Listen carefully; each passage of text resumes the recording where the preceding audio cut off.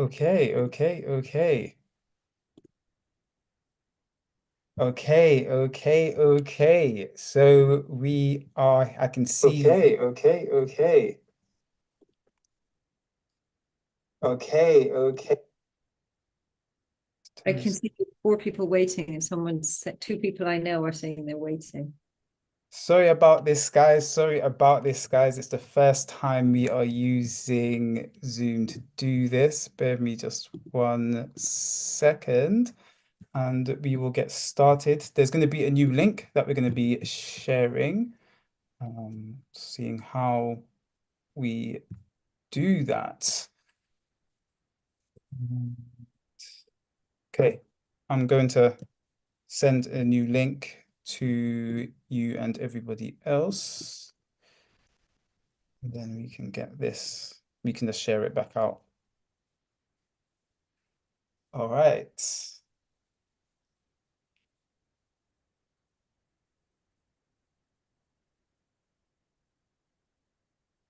Perfect. So yeah, if you can just share that with everyone and then we can get started. Sorry guys that are watching this live for the first time, but we already started, we already did like 10 minutes to realize that it's not actually going live. So that was quite an interesting one.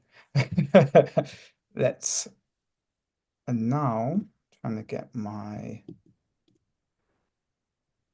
camera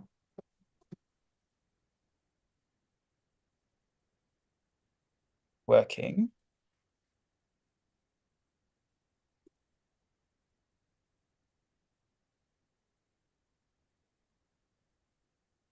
Okay. Technical difficulties, technical difficulties. It's okay. It's okay. I'll make sure I got this down for the next one. And okay, are you ready to go? You ready to go? I'm ready. Cool. So the likelihood is we'll actually post a recording of this, as it more than likely will miss out that middle point that we've had. So again, thank you everybody for joining. This is the Phoenix Path podcast episode. Let's call it 1.5 at this point. And I am pleased to bring on Jade Lotus on to the pod to talk about Taoism, semen retention, and the divine union. It's important that we talk about these topics from the perspective that Jade has for a multitude of reasons. One, to do with the emotional side of this, and also to make sure that we're not coming at this practice from a place of negativity towards the opposite gender. The purpose of this is always to be able to come together with a better union so that we can create heaven on earth. So I'm going to pass it over to Jade, and she's going to tell us a little bit about herself, why she started this journey, and the importance of Taoism as well. Over to you, Jade. Hey, Daryl, thank you so much for inviting me on here. Just to say, I've really been enjoying your content and the perspective you come from. I feel like it's really refreshing, actually, the way you're talking about it, because as you mentioned, like there's a lot of like if you put in hashtag semen retention into Instagram, for example, you can find a lot of like misogynistic content. And I can really understand and empathize with it because there's all these guys trying to give up porn, and it's really, really difficult. And I guess when you go into it from trying to force it just with your willpower, and also it's from a place of ego when you're trying to force it, not saying ego is bad, but just saying that is kind of ego, right? It can bring out results that may not be really good, because what we're doing when we're retaining semen or when we're working with sexual energies, we're amplifying what's already there. But if what's already there is kind of sketchy, or bad energy or whatever, we're going to be amplifying, something that we may not be wanting to amplify. So that's really why it's really, really important to work with our emotions, do emotional alchemy, do emotional healing, and as Mantek Chia always likes to say, just soften your heart. He says, soften your heart. And he means open your heart and fill it full of love, because that's the main place where sexual energy transmutes and transforms. It's actually in our heart. So, yeah, I mean, you asked about my background, and I guess I got into this because I've done a degree in Chinese medicine. So I'm like really massively nerdy into Chinese theory and Chinese medicine. Like it's just, you know, the most important thing for me. Like I love all things esoteric. I'm just a huge nerd about everything to do with energy. You know, for me, like specifically, I'm really interested in the whole thing about like renewing your body at the cellular level and reversing aging, but then also like creating this energy you can put into creativity, and you know, you can use it to expand your consciousness and everything. And I guess, you know, you can go into it a bit, you can go into it deeper and deeper. You know, there's tools there if you want to go into it really, really deep. And not everybody's going to want to do that. And that's fine as well, kind of as long as we've got that open, loving, soft heart going on where the energy is transmuting. So yeah, I mean, I got into this aspect of it, which I suppose would be the sexual aspect, even though the vitality aspect, the sexual aspect, the emotional, spiritual, you know, consciousness aspect is all interlinked, and looking at one and then not the other. Like a lot of people, they want to look at the sexual side and not the bit about, you know, the emotional side of it. And also just literally being able to create your body into a container that can hold a lot of energy, and it's very, very grounded in your belly as well. Like this is absolutely essential. It's almost like that's the first most important part of it, you know. So it's all really interlinked, you know, because when you think about it, when you're transmuting sexual energy, in a sense, like you're opening yourself up for all the darkness in the world to come inside you. And if you're not able to transform and transmute it, you can really cause yourself like a lot of harm. And there's people out there that really have, you know, because it's really, really powerful energy. And the way that we're programmed in our culture is disconnected us from that original alchemizing process through westernized education and so on, you know. So I mean, how I got into this, you know, I had quite a traumatic childhood, and I'd grown up and I'd got really into all natural healing and yoga and meditation. And, you know, I found like these various, you know, problems I was having, you know, issues with my health, my anxiety, insomnia, you know, things like this. I'd do all these therapies, all this work, it would improve a bit. And then it was just like, it wasn't really getting better, you know, until one day. And obviously back in those days, it wasn't so easy to get info about this kind of stuff because I was like never having orgasms, right? But I just thought, oh, well, this is some superfluous thing that I shouldn't really be devoting time to while I have all these other problems, you know. But one day I just got sick of it all, you know, and I just wanted to have an orgasm.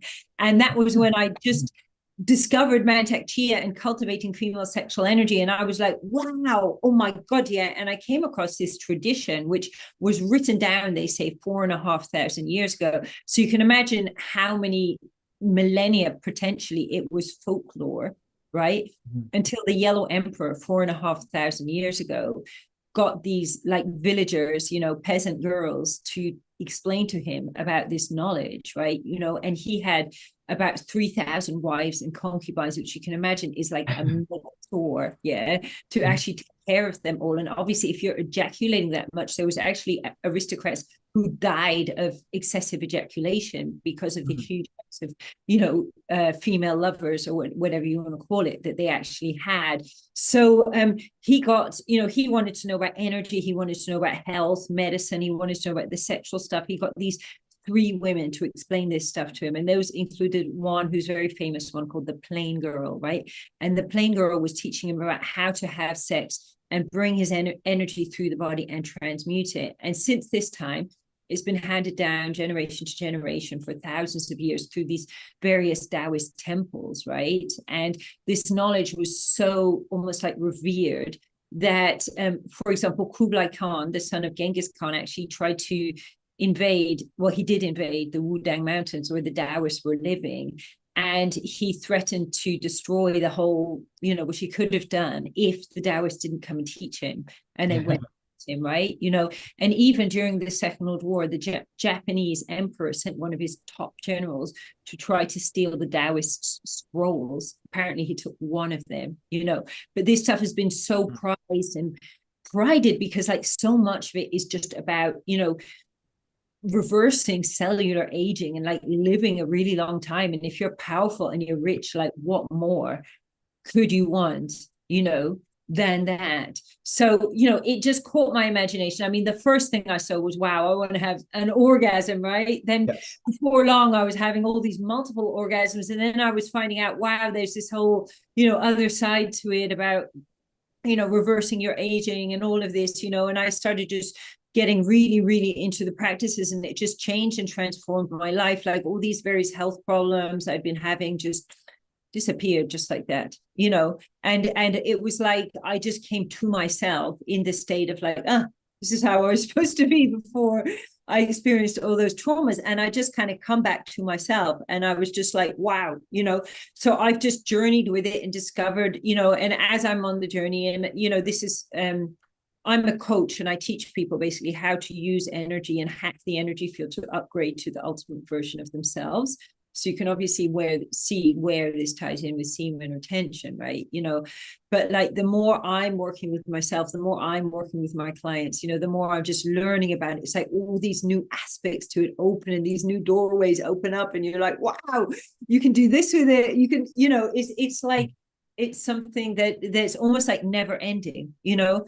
And when you're doing the Taoist practices where you're unblocking and activating and refining and cultivating the energy, it's like you're getting the whole system working better all the time, you know. And then it's just it's like, you know, you're bringing everything into balance. So maybe you started off doing, you know, unblocking the energy and amplifying the sexual energy, and next thing, like your career is like taking off, you know, your health is way better, you know, you started a new career, you're not doing what you didn't enjoy anymore, now you're doing what you really love, you know. Even things that didn't maybe belong in your life just kind of effortlessly fall away, and the right things just start coming in. So it's just really, really incredible what it can do, you know.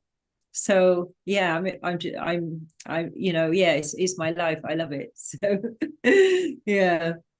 No, perfect. And, you know, I really resonate with everything that you were saying, down to the fact that sometimes, you know, when we first get into these teachings, right, it's about us. Because I remember when I first learned about it, right, I got a book, I think I was like 18 years old, right, and I was really into massages, right? And I saw a book called The Tale of Sexual Massage, right? And that's what opened me up to this whole new world of things. Before that, the only time I would go into things like even retention or knowing about energy was from a religious perspective, you know, which is very much just don't do this. So it makes Rest. sense, right? That sometimes you do come into this almost selfishly. And I feel like a lot of people, when you think about this, it's almost like you're trying to take away something. A lot of times why people don't do these practices. But I really like what you was talking about, because you made it really, you kind of really explained that you're not actually taking away anything from your life. You're actually adding things to your life in this practice. So what I wanted to ask you, you know, since you've been coaching for 7 years, right, what would you say would be the foundation for someone who's starting on this semen retention journey? And I would like to say, right, women can do semen retention. It's just not called semen for women. I think it's called Zoa, and you replace the prostate for skin glands, right? So, you know, we use the term semen retention because I'm from a masculine perspective, but women, this is for you too as well. But what would you say are some of the foundational things that people would need to do to start this journey and really get the most out of it? Yeah. And I just wanted to say there, like a lot of people are like, oh, I want multiple orgasms, or oh, I want whatever. Yeah. And you come into it from what might be like a low vibration desire, or it might be like a egotistical or something like this, you Mhm. know. But if you're transmuting the energy, that's the amazing thing about transmutation, is you can even take kind of seedy, lustful energy, and you can transmute it into love and spiritual energy, if as long as it gets into that process of transmutation, you know. So it doesn't matter. Like I had one guy come contact me, and he's like, this guy with, you know, he's like, I want to just have like, you know, prostate orgasms, right? And I'm like, okay, I can teach you how to do that. It's going to be more than that what you're going to learn. But, you know, and the next Mhm. thing, getting them. Not only has he found the love of his life, but his business has massively taken off, and like loads of other benefits, as well. So yeah, I think there's no such thing as a low desire if we're transmuting it. Now, you asked, and I think that's a really important question. So I want to touch on another thing, and I'm going to talk about, okay, the Taoist teachings and what do they say about men and women, right? Because you bring up women, right? Now, the teachings, the ancient teachings to do with semen retention in men are very well known, right? And the idea is that you basically retain your semen, and you do a lot of meditation, you do a lot of really calming yourself, right? Okay. Now, Mantak Chia would add to that, soften your heart, ease Yes. heart full of love, because that's where the energy transmutes, right? Now, in terms of sexual self-mastery, okay, now if you're not mastering your sexual energy, right, you might be like, doing all kinds of things that are quite embarrassing, you can repress your sexual energy, right? But that's not good either. It's almost worse or equally bad, right, as well. It can cause all physical problems, emotional problems, you name it. Yeah, that can cause a lot of problems. Now, the third path, which is mastering and transmuting the sexual energy, right, and taking it through the system, and that's just a whole journey. Now, for women, the thing is, because when you look at male sexual energy and female sexual energy, it is very different, right? Now, I think that the mistake a lot of people make is they kind of treat it like it's the same thing, whereas it's not, right? Now, if you man who's sexually blocked, right, the most likely thing you're going to see is premature ejaculation, right? Okay, that can or even go over into him being creepy, a sex offender, a pervert, right? This is all, or he might do a good job of blocking the energy and just not be getting erections, right? Okay, this is kind of, but the classic one is the premature ejaculation, right? Now, if you look at a woman, right, and a woman's sexually blocked, and there's a lot of very sexually blocked women, the easiest thing most women can do is just shut down their sexual energy, not have orgasms, not feel very much. It's very easy for the woman to do that subconsciously. Now, you'll get some women, the minority, that will go into kind of nymphomania, or whatever you want to call it, right, which is the word that's given for women. But essentially, the blockage isn't good, right? Whichever way you look at it, the blockage isn't good. Now, you can definitely have women that are going around, and there's some of them, they're like obvious nympho in a certain way, right? There's others that maybe they're like, it's very sad, but there's a lot of women that don't have very much self-love and self-respect, and some guy will come along and talk them into having sex. They didn't really want to do it, and then he kind of goes off and ghosts them. And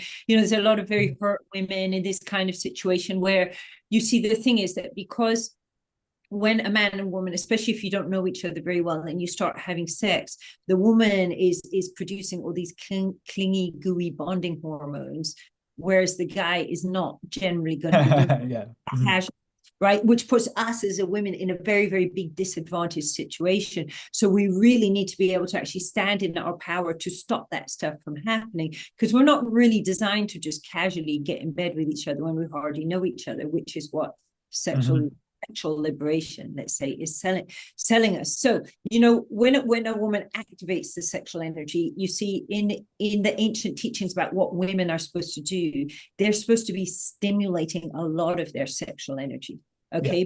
Because like a lot of touching the clitoris, self-massage. We do, I teach people specifically how to meditate with their vagina, because there's certain like sacred portals within the vagina that kind of connects you to the organs. There's also jade egg that's part of that. So as women, you need to be activating the energy, because it will shut down very easily. But obviously, you don't want to be then, jumping in bed with whatever his name is, do you know what I mean, that completely doesn't deserve you as well. So it is, from that perspective, it's important as well as women that we master the energy, and then even whether for men or for women, if we're, say we meet someone, we feel really, really attracted straight away, but just to be able to kind of like sit with the energy, feel it, maybe it's going to come up, transform into something creative. You might create something really beautiful together, but never, end up getting into a sexual relationship, but you're having that energy as something to work with, right? Okay. So you were asking, like, what is the first thing that someone can do when they're working What are with some of sex? the what are some of the core things? But before you go into, Yeah. I just wanted to touch on something that you said, which is so important, right? which is about the activation energy that you get from attraction and the importance of sitting with that energy first. Because I feel like sometimes what happens, and I'm talking purely from a masculine perspective, right? And this is why I like the fact that, we have that polarity that we have. Men might meet a woman and they might be on retention, and there's almost like this fear to even interact with this person because they're on this retention journey. Whereas sometimes you meet people to stimulate that creative energy. Because when you learn how to transmute that energy, you're able to create things, you're able to create better things. I've had many moments when I've interacted with a woman. It could be literally as simple as a really beautiful woman's walked past me, right? And I'm like, wow, she's really beautiful. And then I come back and I say, oh, I'm gonna make a YouTube video. And this happened to me twice now. And those YouTube videos that I make actually do better, right? Than some of the other ones that I've made when I'm starting from a just a standard, I'm doing this today. So it's really what like to like tap in with that as well, especially for the men, to recognize that when we get stimulated by this energy, right, that is the creative life force. And whenever you meet someone, like you said, rushing into bed with them is never the answer. That's always the last thing because we don't know, we do not understand at times what that energy is bringing up in us, what traumas is bringing up, what clearances we need to deal with when we're actually interacting with these people.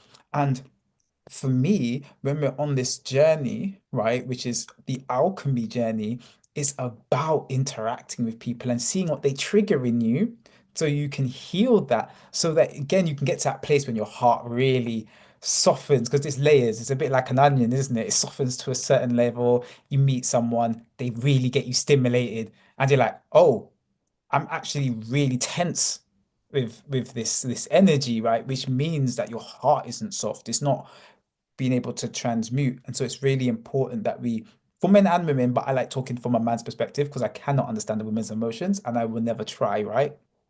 I would just hold space for that. But for men, it's about making sure that every interaction that we're having, we are bringing that into our heart. We are transmuting that, and that we're approaching all relationships with that. No matter if she's your soulmate, if she's your soulmate, she can wait 90 days, for example, so you can understand the energy clear, do the healing through that interaction. Then we get to that place. But yeah, sorry, that really got me excited when you was talking about that because it's such an important thing that I feel like many people online don't actually talk about, right? It's either like don't talk to any women, or when you're ready, then use your game of not showing that you care about her so she's clingy to you. It's like we're not trying to promote that. We're trying to promote truly healthy, harmonious relationships with people where there's a healing through the union of men and women, and not just sexual healing. We're talking true emotional healing through the connections of people that you have. But yeah, back to what I was asking you, which was, what would you say are some of the core things now? Because I know you've done with the women, which is stimulating the energy, which I know as well. But for the men, what would you say some of the core things that they should do, to start this journey and really supercharge this journey of Taoism and retention? So the first thing to understand is that when we repress sexual energy, we actually create a lot of tension in the pelvis, which affects the flow of the blood and the lymph, right? We call it qi in Chinese medicine, but basically it's the blood and the lymph. And if the blood and the lymph is not flowing, prostate problems, prostate cancer, testicular cancer, cervical cancer, that's actually what happens, right? So it's really not, it's not good at all, that to be repressing the energy. And the thing is, it's understandable why people do it and why good, nice people do it as well. Because if you look at, these tribes, right, in the middle of the jungle, like it's actually where my dad comes from, right in Paraguay, you actually have these undiscovered tribes that literally everyone runs around naked, and anthropologists study them, and like nobody's getting sexually harassed. You don't have the women going, oh, me too, but no, they have no sexual morals, right? So nobody's saying, oh, you need to hide your erection or something like that, So what's happened is the energy is actually naturally coming up and transmuting in their hearts. Whereas in our culture, boys are told from very, very young, oh, your penis can hurt a woman. It's bad. It's dirty. You need to hide it, so on and so forth, So guys start creating this pressure, right? And then what happens is that they then start battling this energy and they start battling themselves. It's not flowing up and transmuting. And this probably might go back to 3, 4 years old, 7, 8, 10 years old. This is a lifetime pattern and a lifetime habit, right? Then another blockage that's very, very common in men is right under the heart. Women as well, but especially in men, there's this fear of love. I think part of it is kind of normal. I think part of it can, if a young baby's not hugged enough by his mom, it will Mhm. definitely a big blockage there as well, like a fear of love and belief that every woman is going to betray him and so on. So I mean, dealing with this in the pelvis is very, very important, right? Also, if this blockage is happening down here, you really need to like open up your heart as well and unblock this. I mean, Mantek Chia, a very, very simple exercise is just to shut your eyes, look into your heart, smile into your heart, and feel this kind of red, loving energy. I mean, it's a Mhm. really, we can kind of smile to anything, that we want to, if we want to cultivate energy, we look there. But if we want to cultivate good energy, we smile. Just like if you saw me, you didn't know me, and you're walking past, and I'm like staring at you, you're going to be like, what? But if I look at you and smile, you're going to be like, Yeah. and the organs respond in exactly the same way. Yes. So, smiling to our heart and doing like a lot of smiling to the heart, telling your heart, I love you, opening your heart, making your heart feel safe for love. Because, you know, when you don't have that self-love in your heart, you're not going to feel safe to love other Mhm. people, because it's like, you only have like one grain of rice and everyone's starving and everyone's coming after your last little grain of rice. You're not going to feel comfortable. Whereas if you just have endless bags of rice, you're going to be handing it out to all the poor. Yes. And it's similar. Yeah, it's similar with this. And just by looking, smiling into the heart, visualizing the red energy, feeling the love, we can grow, grow, grow. And it's really like, this is kind of like so fundamental, basic, because we want the sexual energy to come up into our heart and to transmute there in the heart. Like this, like the first basic step. Like if it's almost like if you're retaining your semen and it's not coming and transmuting in your heart, you can cause all kinds of problems, right? Sometimes it can bounce up here, just hit the bottom of the heart and bounce down into your liver and start causing like irritation, anger, frustration, Mhm. bitterness. And that's a very common thing. Another place it can block is around the kidneys. A lot of fear can start coming up. And the thing is that when we can truly like let go of ego, both as women, because female ego is like, oh, men are like abusing us and men are, this is the female ego, and the Mhm. male ego is like, oh, the woman is like using her feminine wiles and she's going to whatever, they're all like on OnlyFans, they're all manipulating me or whatever. And when we can really like put aside our ego and go into that very scary but very brave place, where we're then operating from that place of love. Like a woman, it's the perfect thing to transmute the energy. And you have that story through every spiritual tradition going back in time. And it's the same for us as women. Even a woman that's these very, very feminist type traumatized woman or whatever, and like just being around a masculine guy like full of masculine energy is just the ultimate healing, you know for a Mhm. woman as well. So it's I mean, obviously there's LGBTQ, which has its own rules that apply to it, and this fits in, for that kind of person as well. But obviously I think most of the audience is going to be in the heterosexual, and that's my area of expertise. So this divine masculine, divine feminine, and the transmutation, because we can transmute on our own, but when we start having a divine partner to transmute with, it's just what we get out of it is. Different game. Say that again. So it's a different game when you're actually transmuting with another person. You have that dual cultivation. And I really like what you were saying there as well, because you was really talking about the emotional side of it and being able to connect to your heart. One thing that I talk about is how often do you actually spend time with yourself and give yourself that love that you would give to somebody else, you know? When we're with someone else, it's so easy to be present. You'll go on a date with someone that you love, you'll go for a walk with them, you wouldn't be on your phone, you might go for a walk, you might be holding their hand, all of these things. But as men, how often do we do that with ourselves? Like I've been doing this thing where I go for a walk, right, in nature. I say nature's my first wife. And so I go in nature and I put my feet in the ground and I have no phone on. There's no music. I meditate in silence and I'm really just focusing on feeling what's going on in my body. And some amazing things happen like over a couple of years of retaining and doing this is that I started to actually have what you would call an orgasm, right? But not from sleeping with someone. It's like there's this, it's hard to explain it, but like the energy Spiritual in your heart, orgasm. yeah, your heart start, Spiritual and orgasm. it's very Yeah. physical. You start to feel it in your heart, and your heart feels like it's almost like expanding, right? And I'm literally sitting on a tree, right? The first time it happens to you, I'm sitting on a tree, right? And I'm just there, no music, phones, on my legs somewhere, and I'm just, what is this, right? And I just remember how opening that was because I'd done it with a woman where you have an ejaculatory orgasm, right? Which is what we all aim for. Like you said, some of the, and I'm not even say it's lower, well, it is lower level, it's lower chakra basis for your desires at that moment, lower than Tien, right? We all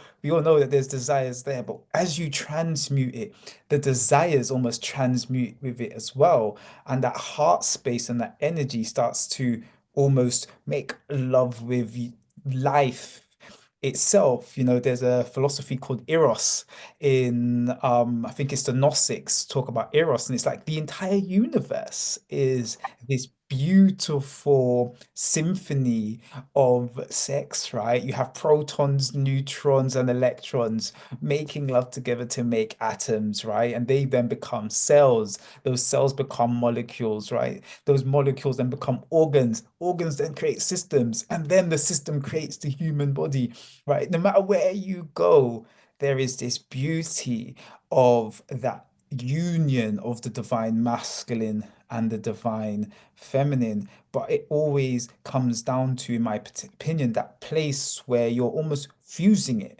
right? And that's for men, because we're masculine, we need to be able to sit, right? And more be in the stillness and nurture ourselves and nurture the seed, right? Which is quite a feminine thing when you're looking at the archetypes. But it's only when we tap into that and our emotions that we're able to relate to a woman and hold space for her because you understand now about the emotions and the need to express it. And so when you're then relating with a woman from a man, right, because you've connected to your own emotional center, you've got empathy, not sympathy, but empathy at this point in time where you can understand where they're coming from, but you're still masculine, you're still strong, you're still driven. That then creates the polarity and the safety between the masculine and the feminine, right? And I really like what you was talking about there as the base of when you're doing this practice, it's not just a biological practice, guys, right? This is you taking your energy and your emotions and purifying it. We're not watching porn, so we're not seeing women as objects of, sexual objects. That's not what we're doing here. We're not putting other people down. What we're doing is that we're opening up our hearts, we're opening up our minds, right? We are curing, we're literally rebirthing our bodies, right? So that we can start to see heaven through the interactions that we're having with everybody. And that only happens when you open the heart. They call it the gate of heaven and hell, right? Because if it bounces off and goes down, and you're living by your lower impulses, it's hell, right? What do I eat? This person's looking at me. How do I get my status? How do I get my power? When you take that up to the head, all of a sudden your food's provided for, your status is given to you, your money is given to you. Like I said, your business starts to do well, all of these things because the energy is able to flow correctly. So I really liked what you was saying there about smiling into your heart is such an important thing. Yeah. And there's a couple of more layers to this as well. And one of them obviously is, like I mentioned before, like, we have these like centuries of being programmed into these so-called civilized beings who are really like uncivilized, right? And this blocks our energy big time. We're taught to repress our emotions. What we actually need to do is get them into flow. Yeah, like not Yes. repressing. Repressing is how we cause energy blocks. Now, you brought up the porn topic, and obviously like it's like big. Like if you look in Europe, right, and the West, the so-called West, you have the use of porn is like massive, right? And the thing is that what the church did in the past was it told us, sex is dirty, love is pure, and it separated love from sex, right? What porn does is it says, oh, sex is amazing, love is for pussies, right? Or women. Yeah. I mean, what beaters or whatever you want to say, right? Yeah. Mhm. So it's like sexual liberation has basically got love and it's just been sacrificed on the altar of liberation. Now, in Taoism, we say a healthy sexuality is 50% love and 50% sexual energy, right? And you think like, you can have a relationship where two people love each other so much, but if there's no sexual fire, you're going to have a problem, right? But it's the Mhm. same thing that if you have all sexual energy, but it's not being balanced by love because it's like the two are yin and yang. The sexual energy is the feminine, the love is the masculine, right? And you Mhm. want going up and down and kind of like feeding each other, and you want the same amount of energy in both, and you want them feeding together. But what porn does is it tends to kind of go into something that already was there related to that fear of love. So it's very like tempting for people, especially if you've had that experience, which you probably don't remember, where mum didn't cuddle you very much when you were a little baby, and it's caused that trauma, right? That attachment trauma. And then porn comes along, and oh wow, it's all the women, and I don't need to worry about getting hurt. And all of this is usually going on a subconscious level, but that's when porn addiction can really like get in. And what it does is it splits the love and the sexual energy off from each other even more, right? And like so much of sexual healing is just about reconnecting back the love and the sexual energy. And it's a big thing Mantak Chia teaches. And I think that's why when you look at all the people teaching, these train thousands and thousands of people, it's the biggest organization, I think, teaching anything esoteric sexual. Nobody's accusing any of us of any kind of abusing people or whatever. You go into Tantra conscious sexuality, it's just the place is a mire of people like traumatized, people getting Mhm. hurt, getting damaged, re-traumatized, getting some of them are even getting trafficked. I mean, some of them are like they call themselves a tantra organization and they're doing human trafficking and so on. And it's because these people are not reconnecting back love and sexual energy, right? And they're also not working on their emotions because the fact is, when we start using the sexual energy, which is an amplifier and it amplifies everything there, if you haven't done that foundational work, you can amplify some things that are really, really nasty, or you can just cause yourself like physical harm and physical damage. Like this has happened to like loads of people that have read such and such a thing in a Mantak Chia book, tried to do it, and they've actually caused themselves maybe prostate problems or back problems or problems with premature ejaculation and so on because yeah, it's like these kind of spiritual aspects of it, also being able to just hold the energy and hold the energy. And even if it's bringing up loads of uncomfortable feelings, just to be able to hold it, smile to it, Mhm. transmute it, it's key, you know? Yes. And Yeah. I love something that you said, right? And I love all of it, but something that's so important. You said sex is the feminine and love is Orgasm. masculine, right? Yeah. Because the way that society has almost twisted the game is that they would make you think that love is the feminine and sex is the masculine. That's the way that they've almost psyoped us, if that makes sense. And so I really love the fact that you're breaking that down as well, and you're really putting that out there, right? That it is the woman is the embodiment of sex itself. That is what it is to be the feminine.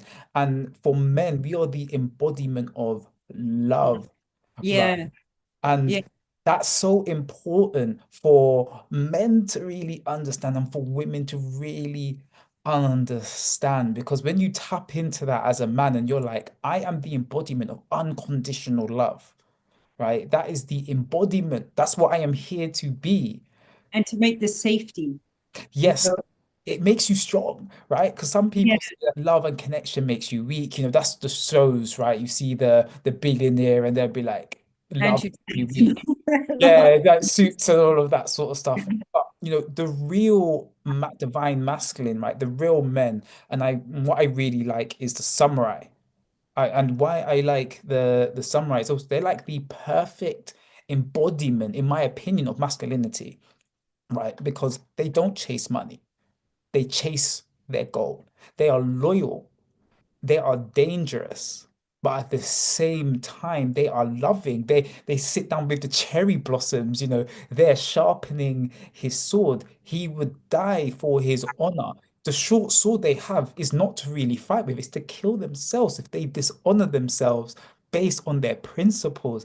And this has been so lost in masculinity because we've been programmed almost to think that we are the embodiment of sex. Like, no, you are the embodiment of love. And there's a practice, right, that we talk about, and it's called the sacred secretion, right? And all of these things are the same thing, I believe, when you look really deeply into it. You've gone into the Tao and Taoism, right? I've gone into sacred secretion. And with the sacred secretion, it really talks about the fact, right? And it's kind of like why in religious books in the Bible it say God, man, women, children. But why does it say that? Do you know what I mean? It's because men are more stable because our emotions are naturally more stable. We don't have a monthly cycle, we have a daily cycle, things like this. And this is why the stability, right, and the love was given to us because we can then hold space for the woman that has to, for a time, almost sacrifice that stability for childbearing, right? Yeah, Which is the most, it's the ultimate and the greatest sacrifice anybody could make because they're sacrificing as their, well. their bodies, right? But as men, we've almost been taught, if we look at normal society, that we don't need to sacrifice our bodies. But, you know, there's a great verse in the Bible that I love, which kind of says it for me. And it says, you know, to present yourself a living sacrifice so you can know God's good, perfect, and will, right? As Romans 12, 1 to 2, anyone who wants to know what the verse is, right? And it says, don't be conformed to this world, be ye transformed by the renewing of your mind. And this is kind of talking about the retention process, right? I think that's generally for everybody, but I like the masculine perspective as well, because when as a man, you are doing that, not only, right, are you able to be a physical protector, you're actually providing the woman a better sperm for when she's having children because I think it's something like say like 70% of the problems that a woman has during her pregnancy actually comes from the man. Absolutely, because the thing is, and this comes back to also the first thing I ever teach my clients, right, is to understand about your autonomic nervous system because we Mhm. to for all of this, in a sense, and what in a way all Taoist practice is about is getting into this deep state of relax and enjoy, which is where we can then go into our true authentic self because the flight or fight thing is the ego, right? And I Mhm. was thinking what we just said then about the women are more sexual, right? And I've had someone a guy got very, very upset at me once for saying that, actually, right? And he said, no, I can't see that. But obviously, it was challenging something like a deeply held belief for him or something like that. The thing is, a couple of things about when people are very sexual, sometimes you can seem very sexual, but you're operating on blocked sexual energy. You're not operating on true integrated full sexual energy. Now, if you look at women in our culture from a very, very young age, we are told, yeah, you wear that short skirt, someone's going to rape you, right? You smile at that guy, you're going to get Mhm. raped. It's going to be your fault. Yeah, it is not a safe environment, right, for women to be sexual in. So women just repress their sexual energy very, very quickly. And that's why I think 80% of women cannot have internal orgasms, which those are the orgasms that we want, in which the magic is happening in the body, the healing magic, whereas the clitoral orgasm is kind of like the ejaculation, right? Which is actually, it's a nerve called the pudendal nerve, which causes that, whereas the other one is actually the vagus nerve, and it's toning the vagus nerve when we have those internal orgasms, right? So as women, we're really, really sexual, but we need the space to be sexual in, and Mhm. sometimes the damage is done with the repression. It might even be we're holding stuff from female ancestors who were raped and so on, which is blocking our orgasms in this life as well. So very often women need to kind of do that work to get in touch with the sexual energy, But another very interesting thing about it is if we look at not blocked sexual energy, which very often can be like, I want to fuck, and then I kind of ghost and run off here because I didn't, I couldn't actually deal with and there's so much of like, if you watch porn, right, it's like the woman bends over, the guy's like bang, bang, bang, then there's a cum, and it's all a bit kind of like, monotonous and mechanical, right? And it's stripping away all the emotions and the love and the romance, and it might be tears, it might be laughter, it might be all kinds of other things that make it really, really magical and multidimensional, and it's causing all this numbness, right? It's causing this lack of fulfillment, this lack of satisfaction, and so on, so it's really important, and I'm just saying this to understand like a blocked energy that's causing a high sex drive and a healthy natural sex drive, right, which is two different things, right? And a lot of people confuse them, and they just think, oh, I have a high sex drive, but it can be that they need to unblock some stuff, and then they'd be able to have like more of like this multidimensional kind of experience. Now, I was speaking to a friend of mine who was talking about this woman, I suppose you could call her like a sex guru or sex teacher or whatever, and she did this thing where she had sex every day, for an entire year, right? And I was like, wow, that's interesting, because I actually think if it would be challenging for most women to say to your partner, I want to have sex with you every day of the year. Very often, I think that the guy would get emotionally overwhelmed by that much sex, right? And kind of like, whatever. I mean, I was wanted to say chicken out. I don't want to sound a bit rude, but you get what I'm saying, like, because when you're kind of doing this, and especially when you're having deep, sex, is all well and good. Oh, whatever, she bends over you, bam, bam, bam, bam, do a bit of whatever you're seeing on Pornhub or whatever. This is very like shallow sex. But when you start going deep into it, and there's a lot of problems in relationship where the woman's trying to like pull the guy in deep, and then the guy's getting these feelings like he's drowning because he like can't hold his own energy, and he can't sort of work with and transmute all those feelings and everything, So I think with the women, we're kind of like the masters of this deep, multi-dimensional sexual energy. But most women just maybe like gave up before they ever even like had sex in the first place. And we're just like, oh, the amount of women that tell me like, oh, literally, I'm not even enjoying it. I'm just letting him do and come, whatever. Because like, I just feel like if I even try to explain to him what I want, he might get offended or something, and I'm not talking here about nasty guys. I'm talking about nice guys that are clueless, and don't have that sacred relationship with their sexual energy, right?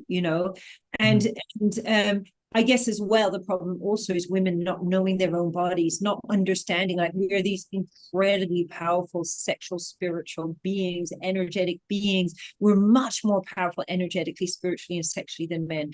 Men are stronger physically, absolutely, but we have this power. And if you see most women, they're kind of sitting there just going, we're like victims of men, oh, we're oppressed, da, da, da, da. And it's like, because what we have, this power we have, we're not using it. We don't know it, because everything in the world is all telling us about logic. It's all telling us about the physical dimension. It's all telling us about, whereas if we really step into our power and into our magic, right, the power that we have is just phenomenal, So, all this, like, obviously, like, these days, or like victimhood is like the trend, right? Everyone's trying to find whatever category they can jump into to call themselves a victim. And a very, very sad fact is there's a lot of guys that are very, very jaded towards women, a lot of women feeling terrible towards men. And I almost see it. I think we were talking the other day about this demon being negative,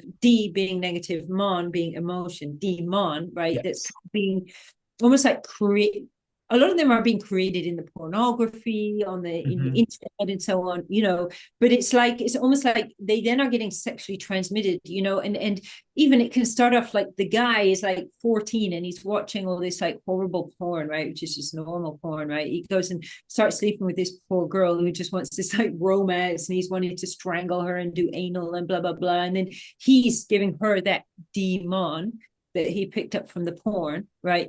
She's then going off and like starting to act like, what's her name, Chaina, Chaina, that girl. That gal, yeah. and she's going off and getting the lip fillers, and then she thinks she's just this, and then she's acting like a naughty bitch and getting her nails done and blah blah blah, and then she's going back to the guy, and then and it's just going backwards forwards, and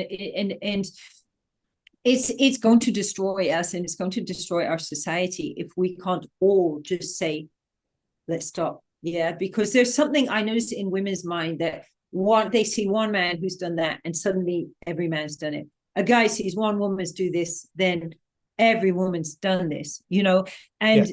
I guess this is just another place. It's so important. Like there's this, it's the healing in the collective that's so badly needed. But ultimately, I when do we, think it starts with men though.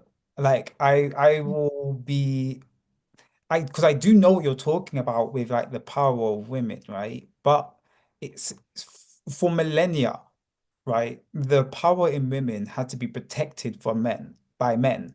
And the truth is that the divine masculine, because the patriarchy, just to make sure everyone doesn't shoot me down, right? The patriarchy is not masculine to the majority of men, yeah, right? So I just want to make sure I'm clear. masculated It's men, demasculating to the majority of men, right? You're yeah, working, having another man tell you how to live your life.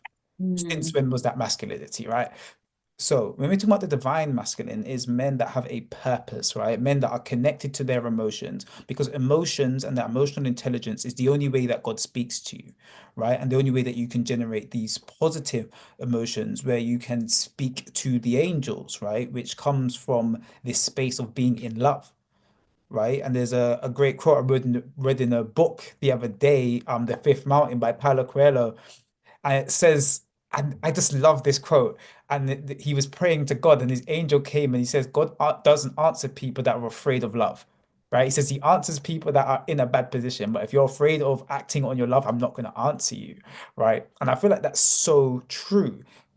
Because men have not been able to truly tap into that heart center, right? They've used their anger, they've used their creativity, they've used their will just to either create money and then to control women, right? So they've not been a safe space for women, right? So what's then happened is that because they've not done that, which comes from a place of retention, it comes from a place of sometimes being able to say to a woman, you're not in the right position to have sex with me, right? Because she might be going through something emotionally, right? A grief, and she might be trying to go over that. And I've had that experience where I'm like, no, no, no, you're trying to cover over what you're feeling with sex right now, right? You need to sit in this emotion and uncover it because otherwise you're going to put it onto me, right? There needs to be that level of discipline in men for women to truly heal themselves. Because yes, women are the door, but men are the key, right? yeah, And so yeah, I believe that until men take that place, which is why retention is such an important process, right? Is because then men are taking the messages from God, right? Which then becomes the semen, which is literally liquid light, right? And that's what they then give to women, right? That's what they're doing when they're sleeping with women. They've been able to hold that space, right? Because if a man is not able to hold that space for a woman, it doesn't matter how awoken that woman is, he will re-traumatize her from what's inside of him, right? If a woman is not sexually, that she might have trauma, but the man is emotionally safe, he will start unlocking her. But if she is not willing to go through the whole process, she'll run away. And I'm yeah. sure you've seen that in some of your clients as well. So I do think that women, there is a what's the word? There's a validity to what some of these women are talking about when they're talking about not feeling safe and that power that they have, they're not able to express it because there's not enough men that have Yeah, been awoken to be able to create the containers in which yeah, women need. It's because women is infinite potential, right? Women can be just as good as they can be evil when they're awake, when their energy is high. So they need men to kind of give that the earth needs the sun to give life, right? And I believe that's the same process that women need awoken men so that they I can get, give life on yeah, earth. I So, get what you're saying, but the thing is that what these feminists are doing is they're trying to emasculate men. So what they're doing yes. is creating all these feminized nice guys, which in the end, that very woman who created this feminized nice guy doesn't actually respect him, you know, and Mhm.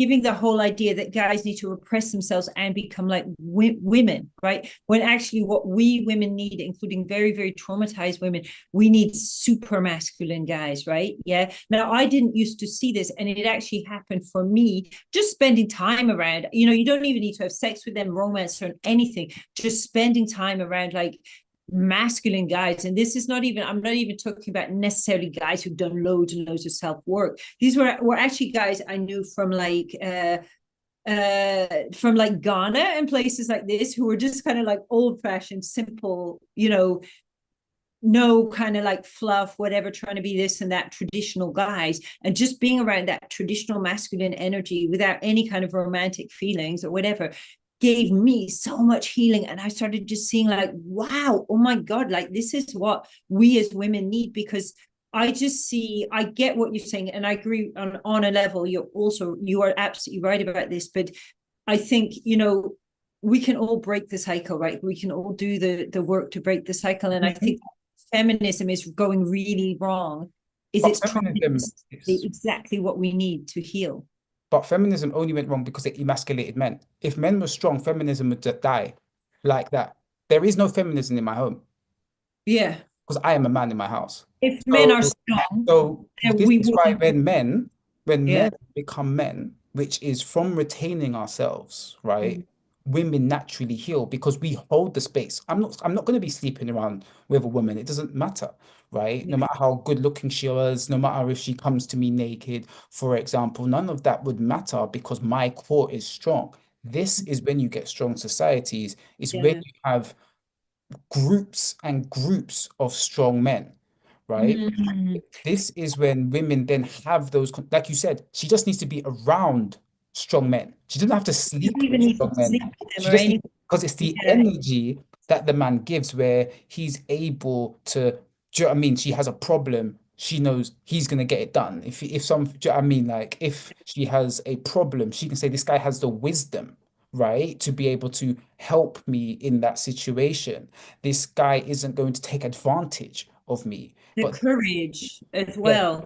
And I yes. think honesty, as well, honesty with self, honesty with other people. I mean, it's a massive crying shame what's been going on over the last couple of decades with online porn, because I think that's just been destroying men and emasculating men and everything, But yeah, I definitely agree that, there's so much criticism of women for being, too independent, or things like this. And I'm all for like having careers as women, but I also think it's better for us to have feminine careers, right? We shouldn't maybe be jumping in on some of these jobs that guys are doing, because it's not going to be good for us.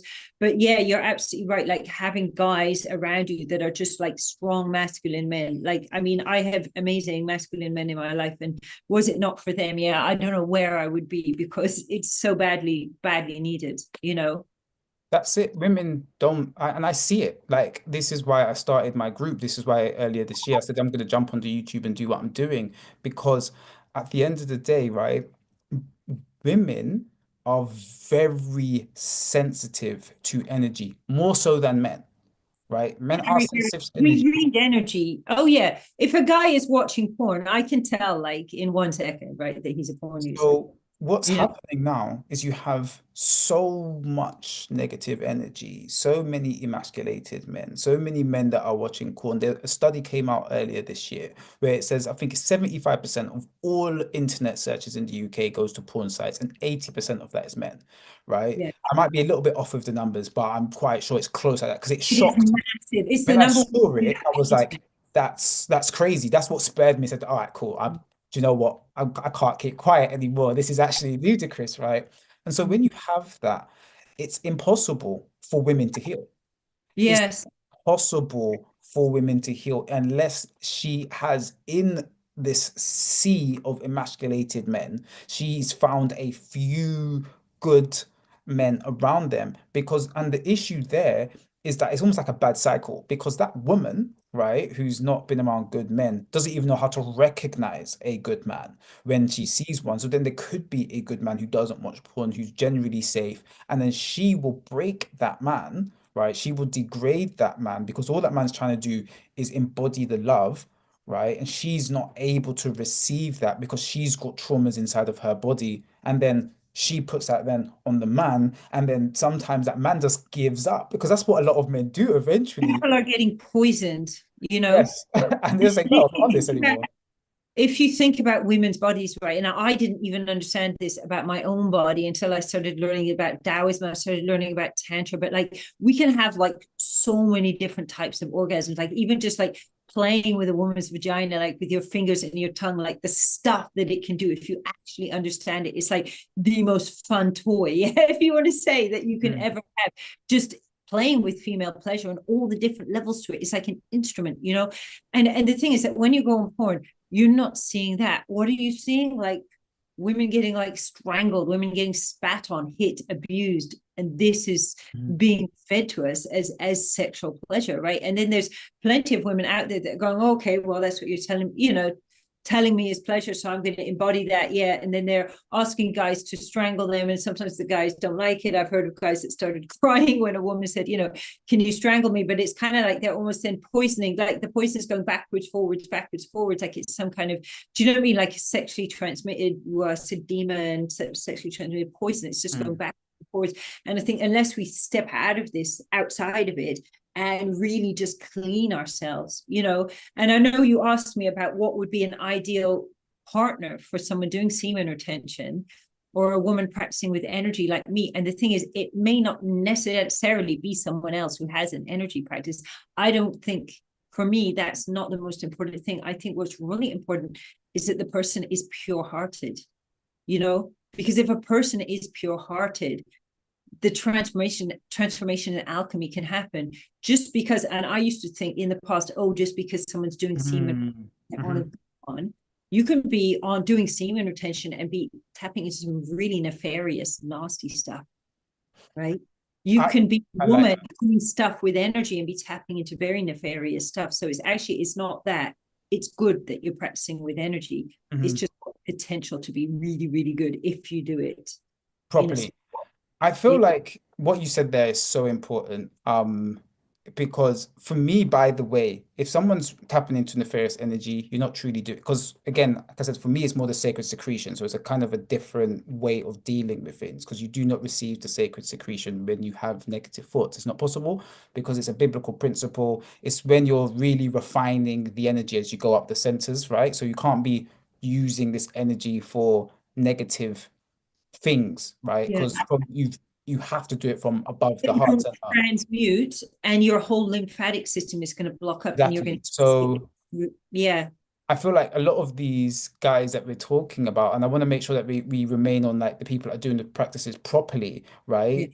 That when you are doing the practice properly and you are refining your chi, right? Then it is important that that person has a level of um what's the word, a practice, because in today's day and age, it's impossible to have a pure heart in the West and you've not done energy work because you are programmed yeah. to have a dirty heart from Mhm. the youngest age. So you're never going to meet someone with a pure heart in today's day and age, and they do not have some form of, even if it's they talk to a therapist regularly, they meditate, they're aware of what's going on the inside, Or right? they're really connected to Christ consciousness as well. Yes, which, and again, that's the practices because you can't connect to Christ consciousness without the the practices around that. And some people actually discover these practices outside of studying it. Like some people, they just connect. But you know, you've when you meet that person with a pure heart, you know that they show themselves love. When you meet that person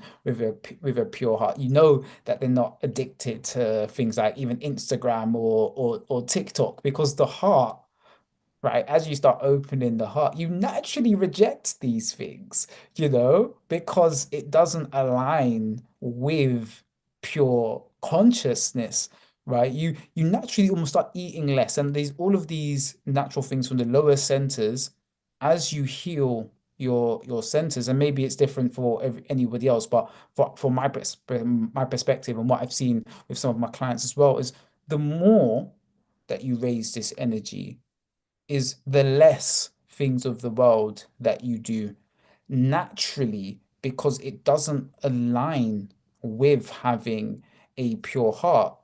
but you can pretend. A lot of people can pretend to have a pure heart. They can say all the right things, right? But if they don't have a practice, you can know that that person cannot have a pure heart if they do not have a practice. It's not possible to maintain that, right? Because the mind, the cardinal mind, the lower centers will never naturally ascend. There's work that needs to be done to cleanse the traumas and to do that work to be yourself, to remove yourself from things like Instagram, TikTok, porn, gossiping, focusing on negativity, to be empathetic, right? To be caring, to be generous, to be creative. These things, they take a level of work, right? And it's different for everybody, but I definitely want to say it for, especially some of the people in my community as well, is that it's so important that we do get with people that do have practice, self-love practices. And whatever that self-love practice is, we can't judge it, right? Some people meditate sitting down in silence.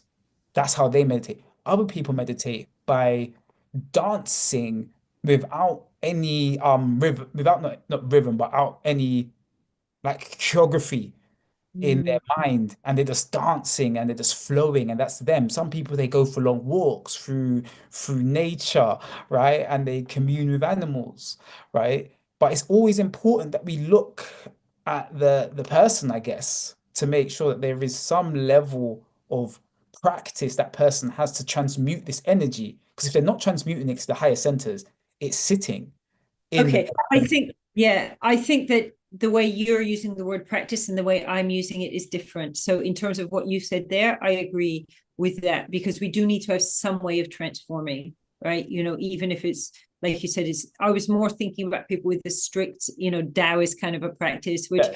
I think that sometimes for us, we're better off having a partner that's a bit more of a normal person because, say if you take someone like me, there's loads of energy transmutation, loads of, work with my sexual energy, right? For me to have a partner that's doing the same stuff as me, it's not necessarily that great. Whereas it might be better for me to have someone that had much more of a simple energy practice that was kind of grounding me more down to the real world, if that makes sense. Yes, makes sense. The polarity you're talking about. Yeah, Yes. the polarity. And the thing is that if you're, when we're talking about someone being energetically activated, which obviously if you're doing semen retention, you want to activate the energy to have full body orgasms, right? That means that the energy is really transmuting, right? Mhm. But if you have like, yeah, the practice where you're transmuting, you've activated the energy.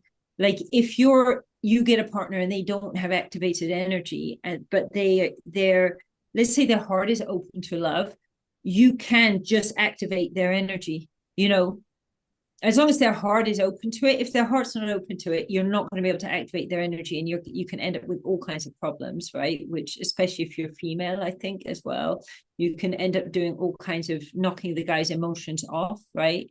And it can be unhealthy. But if you have that the guy has got the open, do you know what I mean? The open heart, Mm.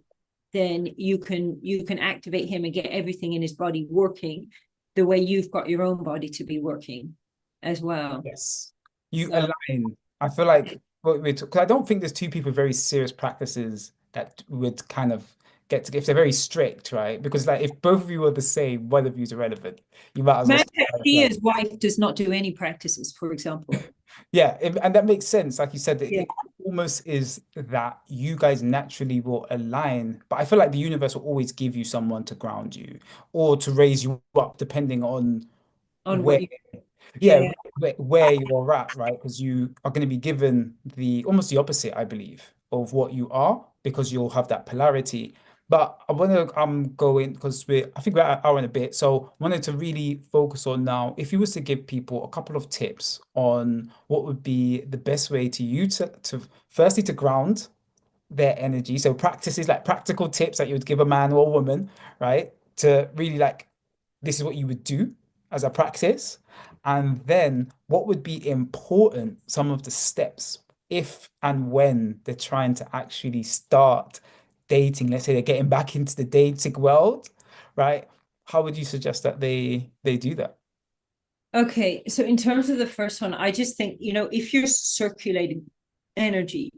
Obviously, the most important part of the microcosmic orbit is to store the energy in your belly at the end, so storing that energy in your belly is absolutely key. Now, in terms of finding a partner, and the thing is, Daryl, we're all different. What I might look for in a partner might be completely different from the next woman who may be doing exactly the same, practices as me, right? It's not,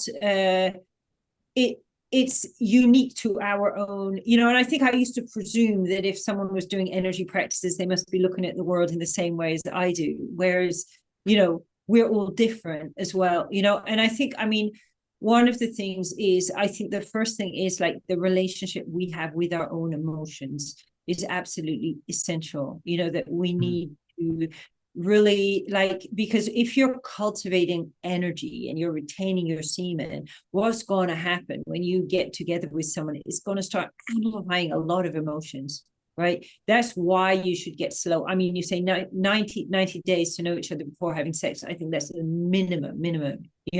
I think if you go 6 months and plus, getting to know each other without sex, because then when you bring the sex in, there's amplifying even more stuff as well, so I would say that that going slow and just understanding, like, a lot of emotions coming up, and a lot of people feel emotions and run away and go, oh, you must be the wrong person for me because you're making me get all these emotions. But actually, it may well be that the person making you get all those emotions may be the person taking you on that next step, into your healing. Now, I do Taoist energy practice. I'm very much a believer in having faith in a higher power, as well. And I think conversation with however you see that higher power, I think it's really, really important. Like you said on the title of this, divine union, right? And I think that divine union, and you meant, like, when I was younger, I used to be like, why is the guy supposed to be above the woman? Like, what's all that about? Do you know what I mean? And I completely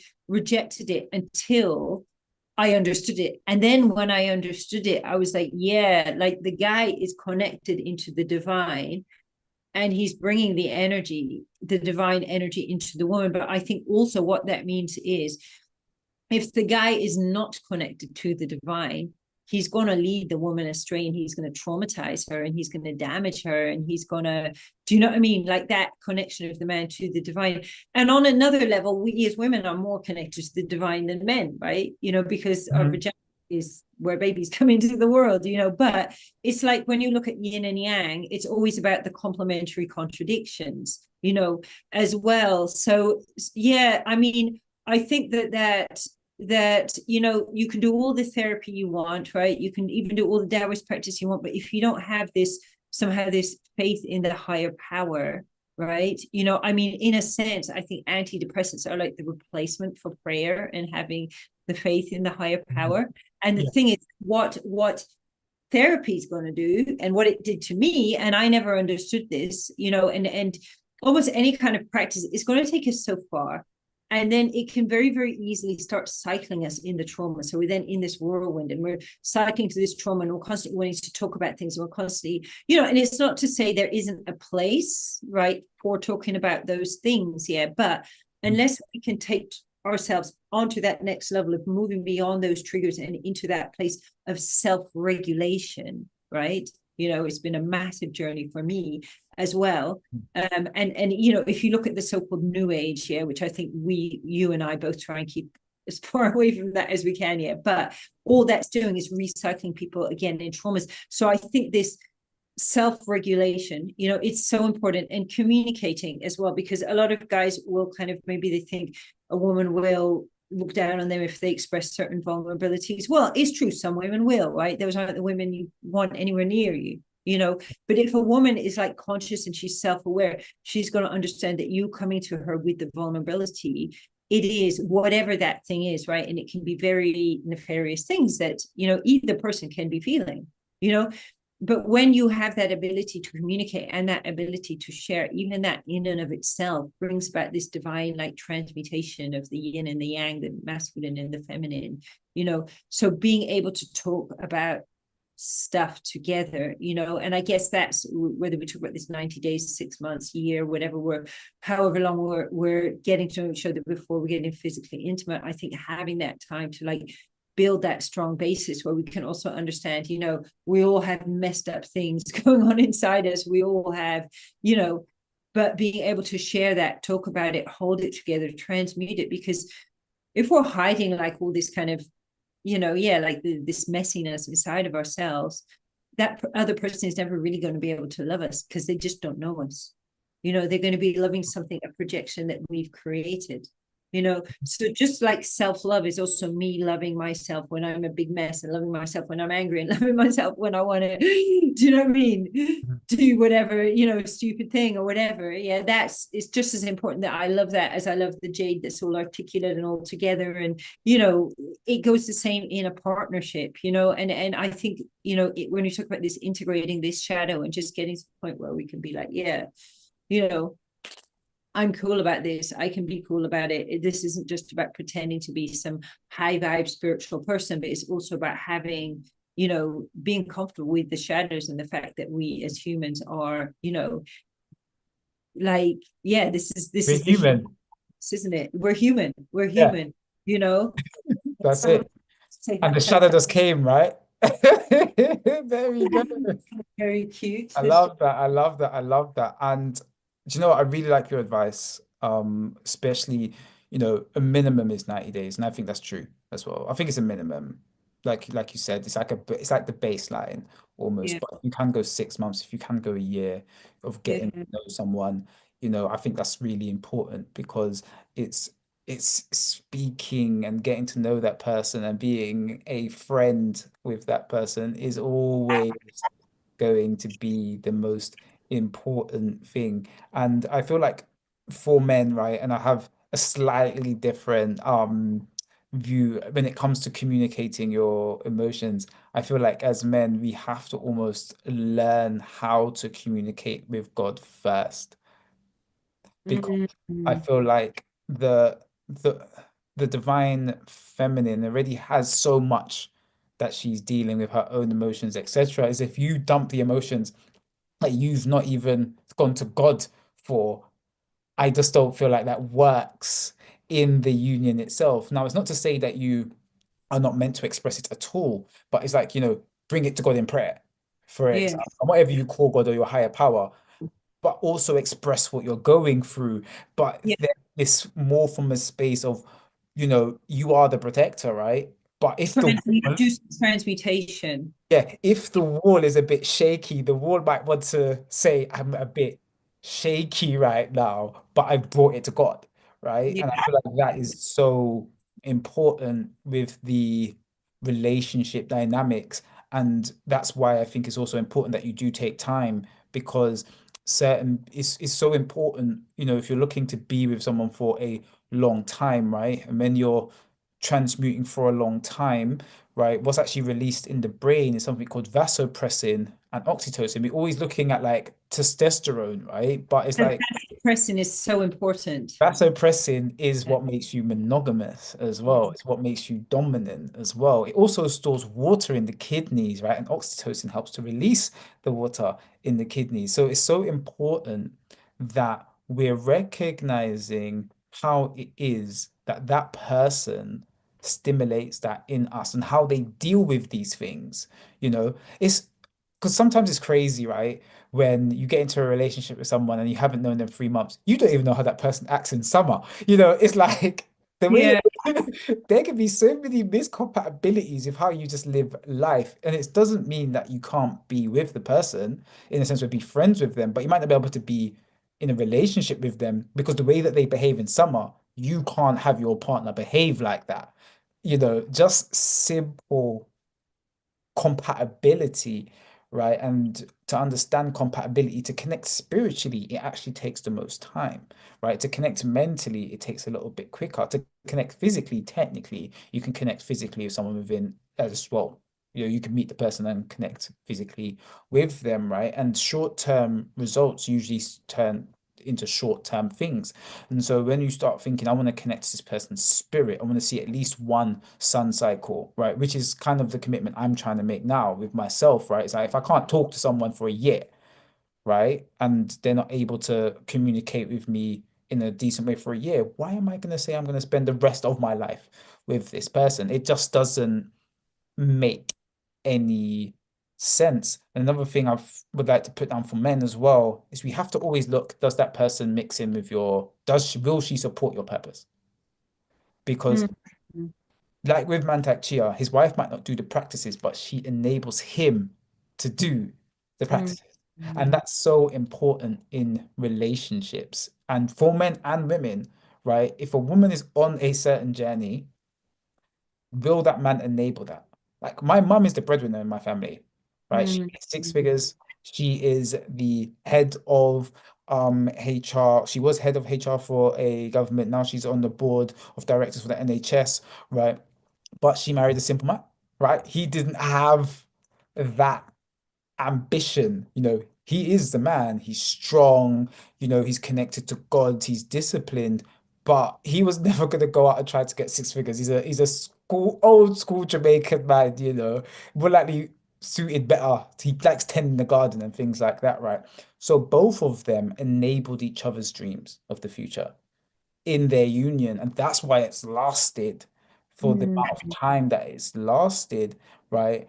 And I feel like that is just so important that when you are connected to God, both man and woman, right, and you know that divine purpose, like you're connected to that divinity, right, then you're able to truly judge if this person is enabling that. Because if they're not enabling that, and this has happened to me, right, this is how I felt every single time, is that you get with someone because of love, for example, right? And it could be love, but they don't enable your purpose, which means that love that you was feeling, as much as it could be love, does not mean that you should be with that person. It just means that you love them, right? Yeah. But love is not enough.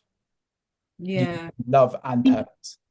I think also, like, hopefully a healthy human is always going to be growing and evolving and learning and educating. And I think that also some of the reason why we like to have this time together before we start having sex is just to be able to kind of learn and grow and evolve together. And nobody's going to be perfect, right?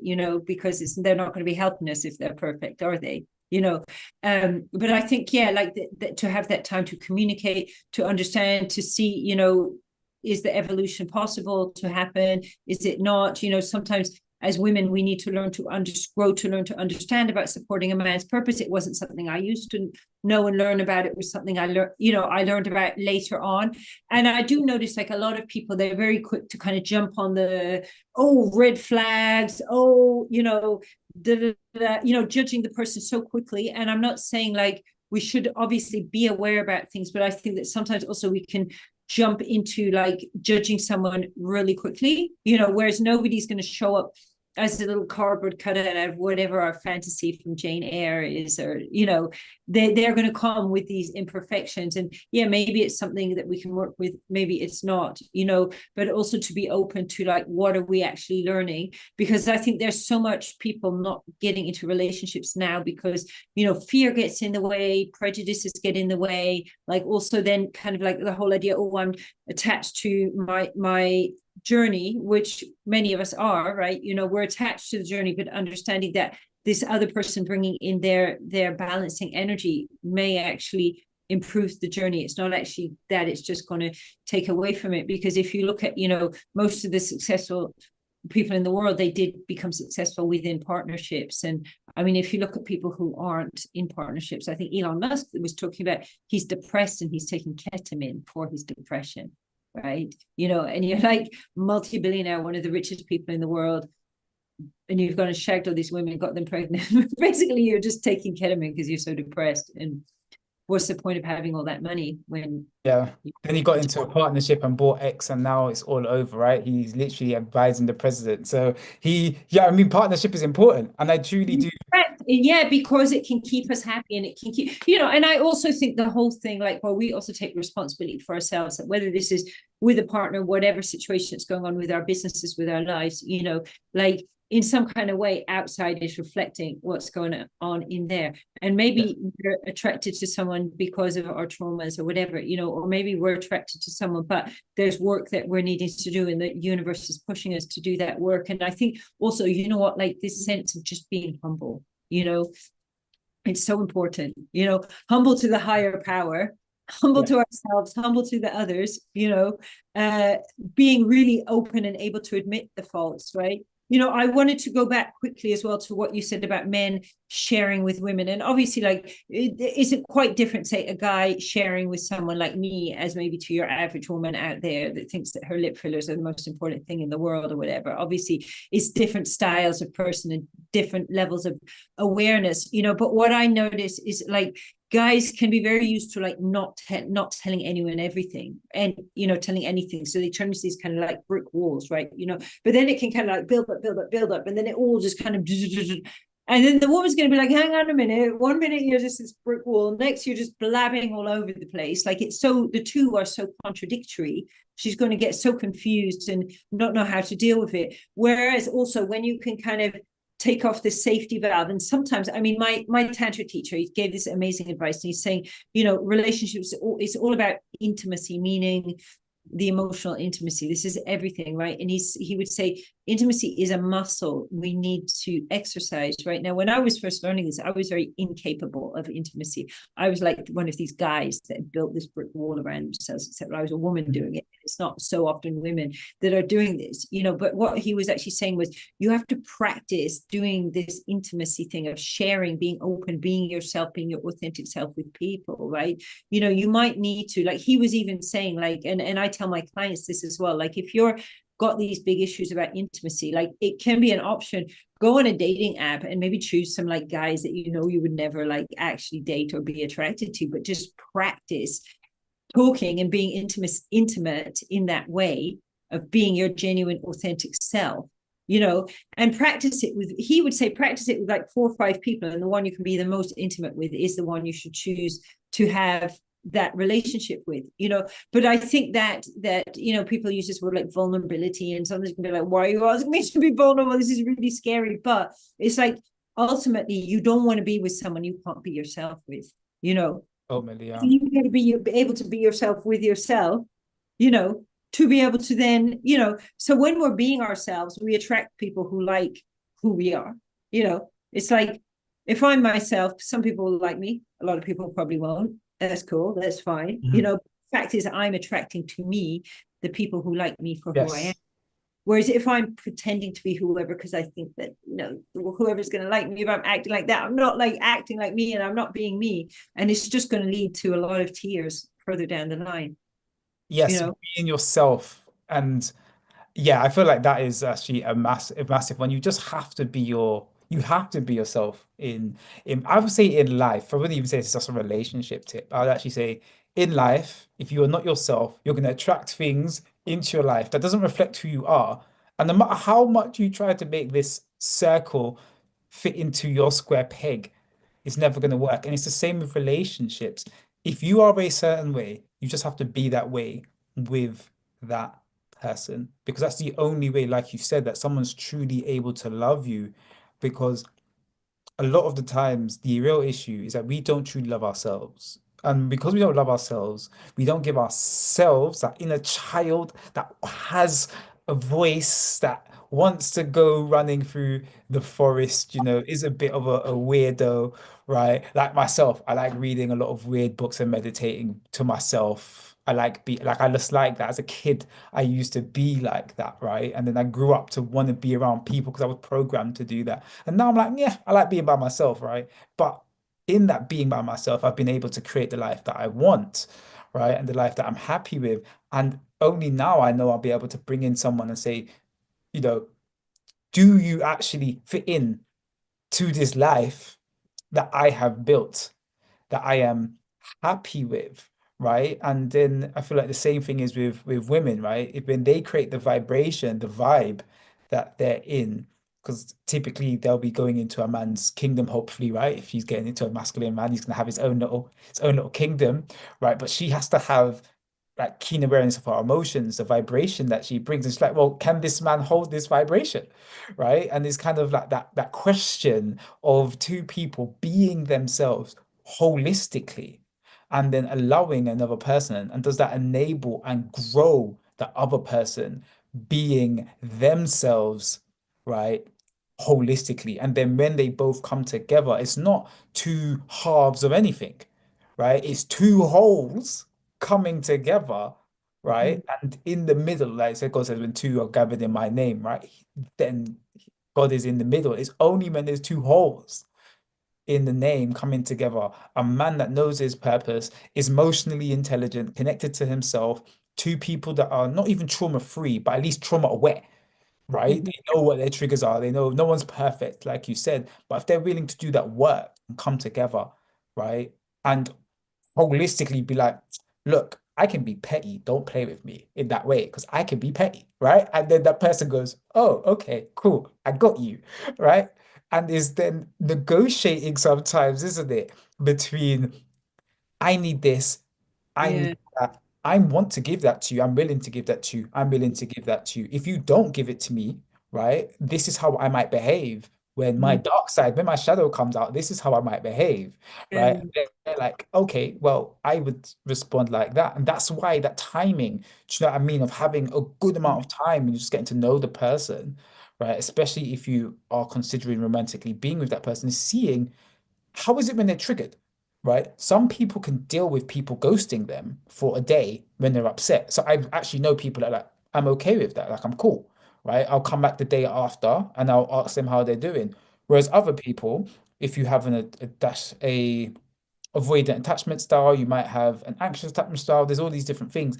It's learning the mm, person and then finding who will help you go back to that place of security if you're not there, or you're just so secure, you meet another secure person and your purposes are aligned. It depends on where everybody is on the journey. So I really do appreciate that. And I've loved this pod and wanted to ask you as well. Is there something else that it seems like you say wanted to one add more something? Yeah, go, thing. please add in. Also, why it's important to be authentic, which means accepting ourselves. Because if there's parts, imagine if you and I were in a relationship, if there's parts of myself I'm not comfortable with, I'm certainly not going to be comfortable with parts of you. Whereas if I'm comfortable with my, as they like to say, the dark side of myself, I'm going to be comfortable with the dark side of you too, as well. So I think that's why it's really important to just really know yourself, love yourself, understand your faults and your failings, be okay about your imperfections, because then you can have that same loving relationship with another person as well. You only meet another person as deeply as you've met yourself, basically, Mm. right? That's what that and And that if you love yourself, you can love them too. that's it, right? It's again open the heart center, and I feel like that's Mm. something that's just come up the whole Oh, time, isn't yeah. it? It's really making sure you're going in from the heart, and if you're going in with the heart, everything else will work out. And so, I wanted to ask, is there any other closing remarks you wanted to give out on this conversation before we head it up? And I feel like we should have another one as well, where we Definitely. I was just thinking that this has been so fun. I've really enjoyed it. And I feel like we have like a good symbiosis yeah, together. definitely. So this won't be the last one. But yeah, do you have anything that you would like to say before we close up? You know, like I just think that I guess when one is doing this practice with the sexual energy, whether you be a woman or a man, I think that understanding like the sacred side of it and the energetic side, the creative side, the healing side, I think it's really important because when I look at like a lot of like what's going on around the whole tantra scene and people, it's kind of like they're just treating it in such a mechanical way, and when you treat it in such a mechanical way, it's like it loses its magic, you know? But the magic, the love, the feelings, the whole, craziness. And then, ultimately this is like a tool we can use to explore and expand our consciousness, and it's just the best thing anyone can do, but just keep your feet grounded in the real world and doing your normal grounded thing in the real world. And then you have like the recipe for success with it. Yes, I love that. I love that. I love that. Don't forget the sacred. It's both sides, right? Mm-hmm. Do you know what I mean? It was never there for you to leave the earth, right? And it was never there for you only to make money, for Yeah. example. It's there for you to reach for higher heights, but at the same time, experience the beauty of what it's like to have fully loving experiences with your work, with your children, with your partners, with your friends, with nature, with yourself. This is about becoming the best versions of ourselves. That includes our bodies, includes our minds, it includes our emotions, and it includes our spirits and our bank accounts as well, by the way. Like we can't miss out And that one. if you use it just to make money, actually you will get sick and you might die. If Yes, you're using it to bypass up there, you're going to end up like homeless and you could yes, die. yes. You know what I I mean? relate. I'd be like, I'm so spiritual, but can I just borrow 20 quid? Yeah, We need both sides integrated. And actually, when you look at the microcosmic orbit, this is all about integrating the upper and the lower self, the higher and the lower self, because the higher self is so inspired, right? In the lower self, it's all like, it's easy to look down on it, but without the lower self, the higher self is nothing. And when we can bring the perfection of the higher self down into the lower self and the power of the lower self up into the higher self, this is what it's all about, integrating these two parts. So yes. And that is the divine union. It happens inside. It happens in you first, and then you're able to share that with and it's like the others. yin and yang applies to everything. Yes, that is it. That is it. That is it. The law of polarity, one does not exist without the other. It's been an absolute We always need the balancing opposite, always. always. That is it. That is it. And Jade, I have to say, it's been an absolute pleasure doing this pod with you. I feel like we could go on these topics for hours on end. We talk for hours on end Oh, I outside of know. this. I've got my daughter messaging me. She's coming home soon. Yeah, so we better So, end. yeah, Yeah. guys, I want to thank you all for who is still watching as well. We appreciate you, and we will be back with another one as well. But last but not least, as I always say at the end of these messages or my videos, you are all perfect by design. I appreciate you and hope you have a great evening. Bye Bye bye. bye.